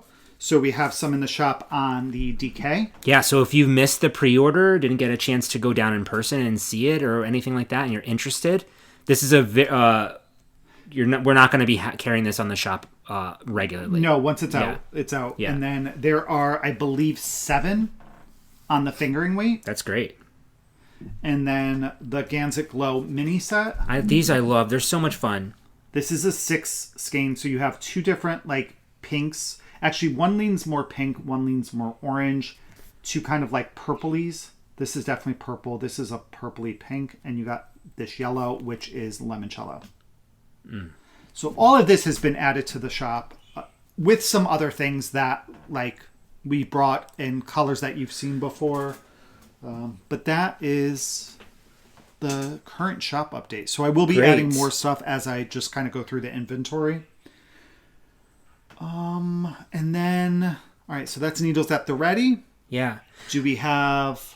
I think, should we even go... This is a lot. I feel like this is a lot. What? I'm talking. Like all the owl posts and things like that. Maybe just... I don't know. Maybe we just do what we've... Some breaking the bank. And then call it from there. I only have one breaking the bank. Me too. So, let's do owl post then. We're only an hour 28 in. Oh, God. We could do it quickly. All right. Let's do breaking the bank first. Actually, can you, while you're, okay. We could do breaking the bank. Right? Sure. All right, so I have 2. One you already saw. It was my bag that I got from Skein. The Mica bag, sure. which I love. And then my other one was I got my September shipment of Into the World, my Fiber Club, and this is called Midnight Margaritas. Midnight Margaritas. And I'm so excited for... The base is Jacob, which I don't know that I've actually touched a Jacob. I knit with Jacob. You did in your hap shawl. My hap shawl, yeah. Let's see if I can undo the tie. It's very... woolly? Woolly. Let's see.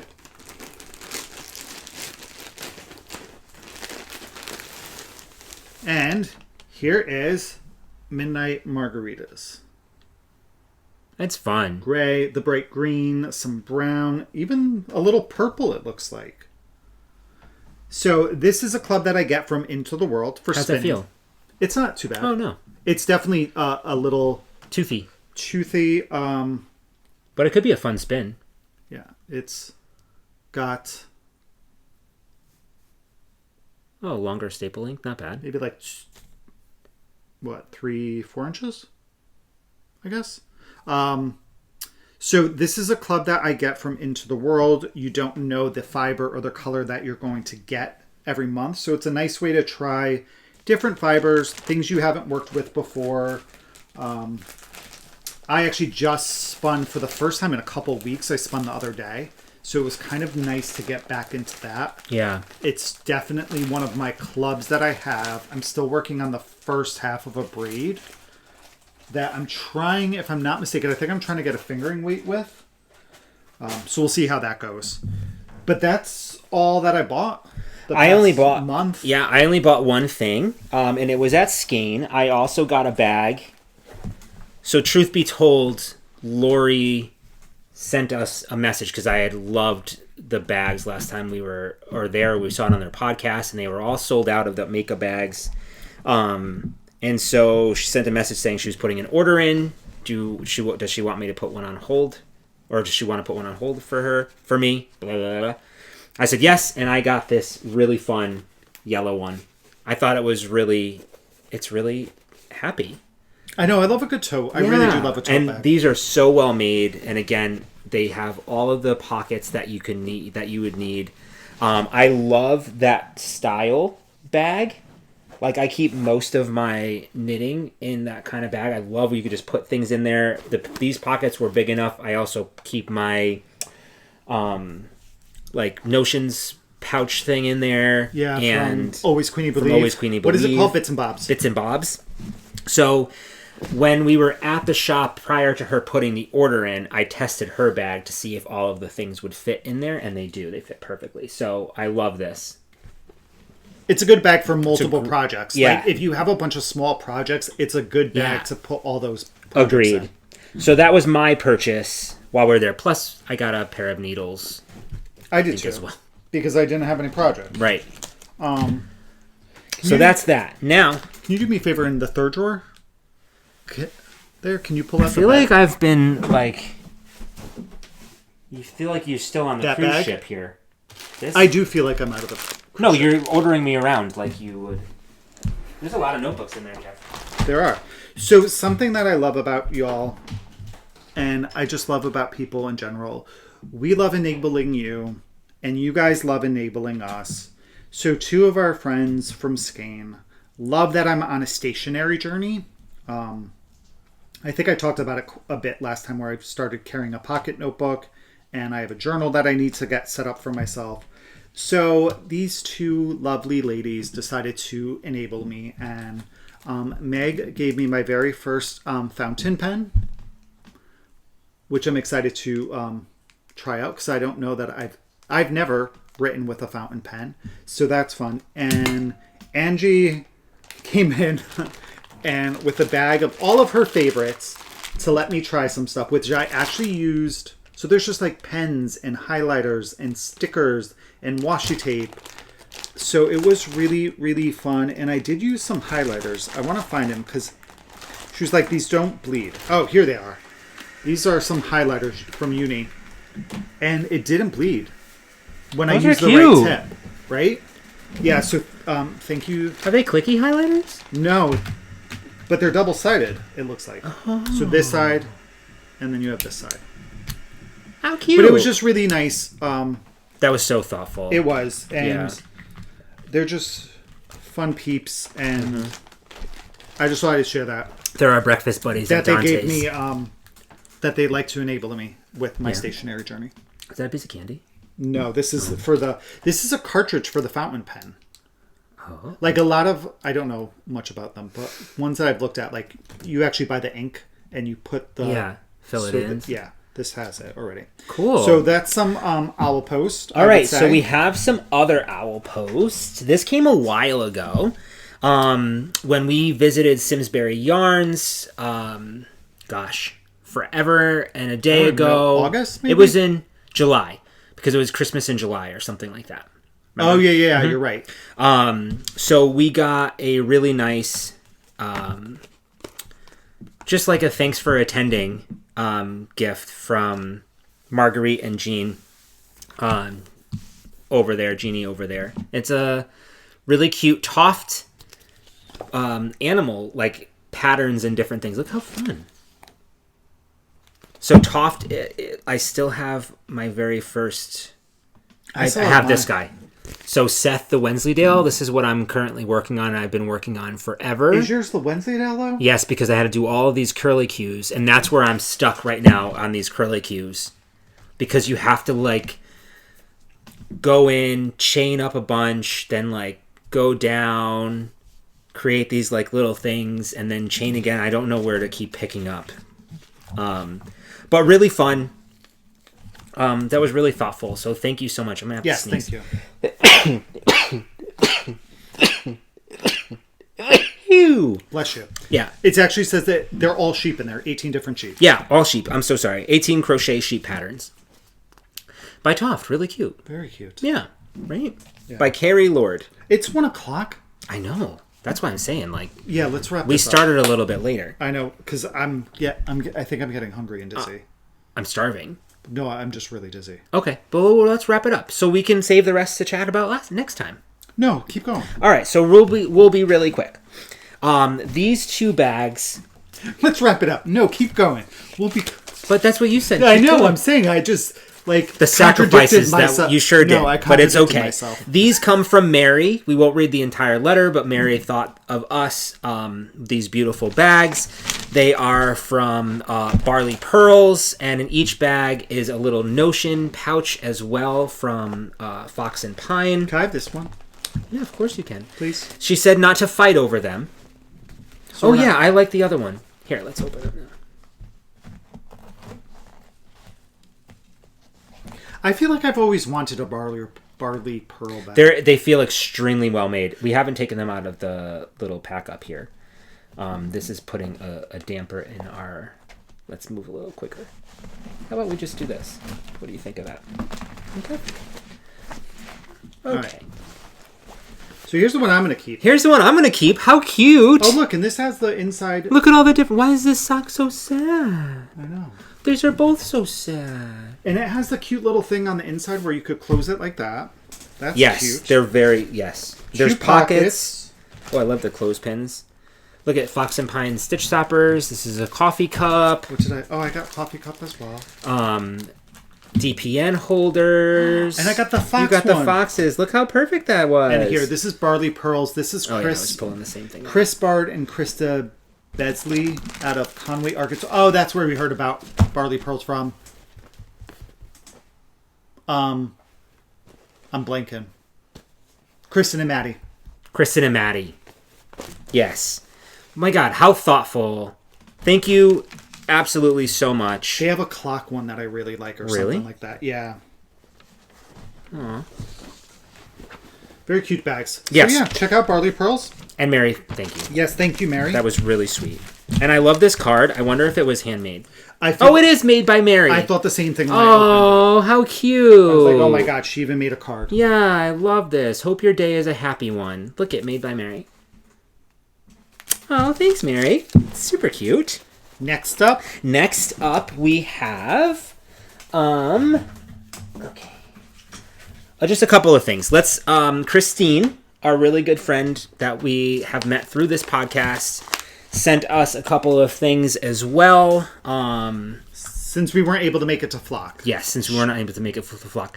Although she gushed about Fiber Hustle yarns. So Chip and Aaron, if you're watching, Christine. Obviously, she's lovely. She continues to really gush. Good peanut brittle. Really good. It's her sister's recipe. Yep. It's one of the best peanut brittle I've ever had in my entire life. So anyway, she sent us a really nice card about Post Flock, and I've actually never heard of them. So she sent me a 2-ounce braid of 100% Falkland wool. It's called Emerald City, and it's from Blarney Yarn. Blarney. They are Blarney Yarn on Etsy. So this is, again, these are my colors. Blue and green and gray are my colors. I would be a blue Power Ranger if I were a Power Ranger. Don't you have a blue Power Ranger? I do have one somewhere. We had it up there for a while. Gabriella gave it to me when we worked together. Because I always say, like, I have so much blue in my wardrobe, you'd think I was the blue Power Ranger. So thank you. This will be fun to spin with something, too. And then look how stinking cute this felting kit is. It's a harbor seal.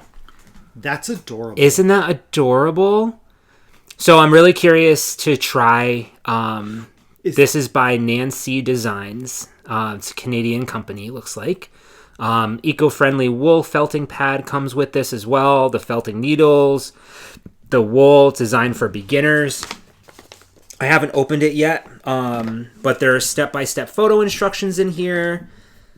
It looks... This sale is so cute. You haven't done any felting in a while. It's been a while. It's probably been a year. I know. I have to take a... There's just not enough time. I'd love... Let's just... Like, if we start a GoFundMe or whatever, like, would you all support me so I can quit my job and then I can stay home and craft all day and support Kevin? We need a sugar daddy. Without having to give them anything. You know what I mean? I think that's really what that's all. Okay. Okay. So thank you all so much. That was really, really kind. It's always appreciated when we get a little never something expected, in the mail. and it's just you guys are so thoughtful. Great. Yeah. So, I'm excited about this bag. I know. Let's do reading and watching quick. I'm gonna put my socks in here. Okay. All right. So watching, we've actually watched quite a bit, which is surprising. So far, we finished watching season 1 of Countdown on Amazon Prime. It is a cop drama with Eric Dane and Jensen Ackles. Oh yeah. It was actually really odd because season 1 kind of ended the storyline, and then it started another storyline, and then gave us a cliffhanger after 3 episodes. But with that being said, we really enjoyed the show. Yeah. Except that cliffhanger. Correct. Especially because we don't know. Because it was weird. Back. It was like, what? I know. We thought we started like season 2. I know. It felt like it. It felt like a whole nother season. But it was good. I enjoyed the season. We also watched the new Fantastic Four. We did. And I would like to watch it again. I enjoyed Me too. It was a good movie. I thought it was because it's not a true origin story. Right. Though you get some of that storyline, like the story, and I think it's a Marvel movie, but I think they assume that like we all know the story. But they wrapped that up in like 5 minutes. Yep. You knew what happened. So that we just watched that on Tuesday. So really did enjoy that. I watched by myself a movie called The Working Man with Jason, whatever his name is, the action dude, and it was all right. It's just it was an action movie. And did we watch this together or did I watch it by myself? Tell me. Unknown Number, the high school catfish. We watched it together. Right? Yes. So that's a 3-parter on Netflix. My goodness. Totally watch that because that was bananas. How messed up. Yeah, it was this couple, a young high school couple who started getting these anonymous text messages, and as the story unfolds, it just gets a little bit more and more unbelievable and crazy thinking. Like, it takes bullying to a whole different level. Like, I can't even imagine the psychological scars some of these people are going to have. And wait till you find out who it was. The next show that we started watching is The 100, which is a completed series. It originally aired on the CW. We have watched seasons 1 and 2, and we're currently on season 3. Season 1, the first several episodes were really tough with the main character. Her acting was rough. It's gotten better. Yeah. The acting in general has gotten better now. We started watching that show several years ago. When it first came out, we stopped after 2 episodes. Yeah, and now I know why we did, but it's entertaining. It is. It's something nice to have on in the background while we're like knitting or, after dinner or during dinner or whatever.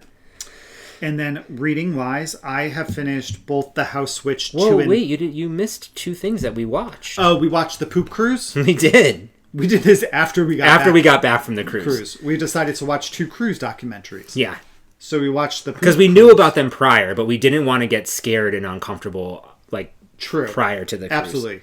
Because the first one, the Poop Cruise, it was the second one we watched. That one takes place on a Carnival cruise ship that was left Texas, went to Mexico, and it was the same exact time frame. A 4-day cruise. Yeah. And there was a fire on board. Electricity went out. Toilets weren't working. It was a mess. Yeah. Gross. So I'm glad we didn't watch that prior. Me too. And then the other one, I don't know what the name was. I didn't write it down. It was something about the Abbey. Somebody lost at sea. Abbey something lost at sea. Yeah. Also on Netflix. This is a case, from what I remember, I think early 90s, where a family went on a cruise and the daughter went missing from the cruise ship. It is still unknown what happened. There's so many conflicting stories. But it was interesting to watch. And, yeah. Did she fall overboard? Did she jump? Did somebody kidnap her? Did she get off willingly? And, right. So is she part of the human trafficking scene? There's eyewitness I saw her 20 years later at this place. And if that ever gets solved, it'd be one of those things it'd be really interesting to know what happened. Mm-hmm. I agree. So that's everything we've watched in the past month for the most part. Plus, on the cruise ship, we did watch a lot of homestead help or whatever it's called, Save My Homestead or whatever, and some gold digging things. Well, how to find gold anywhere. Oh, and some show where the guy was looking for shipwrecks. Remember that one? We watched Oh yeah, I was looking for that missing boat. Yeah. Whatever happened? We don't know. Yeah. We didn't. It was odd. Yeah. All right. Reading wise, I have finished 2 books. Yes. So I finished the House Switch 2 and 3. I actually finished 3 the night before we went on the cruise. Yeah. And this was by Mela Delamock. The series as a whole, that 3-book trilogy was fantastic. Mm-hmm. I did mention before I struggled with book 1 until about the last probably 10 to 20% of the book.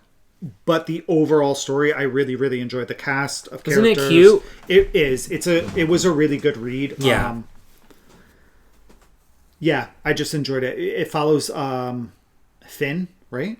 Finn, who is a house witch for the king and queen of a kingdom, and it just follows the shenanigans that happen. And there are quite some shenanigans. And there's a bunch of characters in this, that you really get to know. Mm-hmm. So I did that. I have also picked up reading, and I'm kind of going back and forth between 2 books right now based on my mental space at night.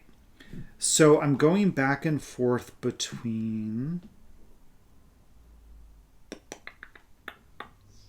Where the hell is it? Book 4 in the Red Rising series. Oh, yeah. Iron Gold by Pierce Brown.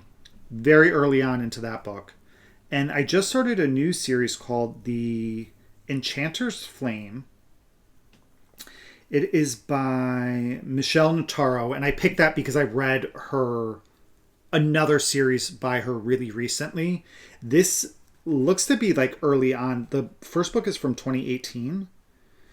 And I would say this is probably in the category of a urban fantasy, a male urban fantasy. Mm-hmm. So we are following 2 characters, Aylin and Sebastian. Sebastian is a detective. We find Aylin is a mage, and they're working a case of some deaths that are occurring by a demon. And So I'm still in the like learning about the world phase so far. But so far so good. Great. And that's what I'm reading. Okay. I have read several things or listened to several things as well. The first, I believe, I haven't talked about it, but I finished listening to Decayed Legacy, which is Ruins of the Earth #4. That's by Christopher Hopper. I loved this series. I gave it 5 stars. The audio version I thought was really, really well done. Loved the narrator, R.C. Bray. He's fantastic. He definitely made the series. So it does kind of tie that up, but leaves it open to additional books, which there are additional books. I didn't start any of the additional books. Number one, the narrator is different, and I felt like that was an okay place to stop for now. So that's Decayed Legacy, Ruins of the Earth #4. I finished reading Dispute, Welcome to the Multiverse #8. That's by Sean Oswald. I'll give this one about 3 stars or so. I'm so into this series, like so far into this series, that I feel like I need to keep going. It was very slow going, especially once you get to this point. It is a lit RPG. And so kind of, I feel like everything already happened, like all the growth already happened with the character. And that's the part that I love is like the origin stories and like getting them leveled up. But it did at the end, more things are happening and I think it opens things up again. The next book is due to come out in November, I think. I thought that's what you said about this book, that it was like getting you interested again. Yeah, absolutely, towards the end. But I'm still giving it 3 stars because it was a very slow process, so hopefully we'll see what happens. But now I'm committed. I want to know what happens. Then I started on Audible a new series called Convergence. This is I guess like a urban fantasy. This is an urban fantasy. It's by Craig Alanson, and the narrator is R.C. Bray again, who my favorite narrator. Excuse me. Yeah. And so I finished book 1 and book 2. That's Convergence, and then Dragon Slayer. And I'm currently listening to book 3 right now, which is called First Strike. Convergence #3. I like the characters, really cool. This is the world's last and only wizard, and magic is starting to come back into the world. He's starting to kind of like figure out what to do. You have some time traveling like knights that come and like to support him. There's a talking dog, there's a talking cat. It's really interesting. And there's a lot of humor in it, which I really appreciate. And then I'm reading The Primal Hunter by Zogarth. This is another lit RPG, just because I really enjoy that genre, like surprisingly. So I wanted to give this one a try. I had a lot of good reviews on Kindle Unlimited. That's how I usually read my books. It's interesting. I'm probably like a 3-star.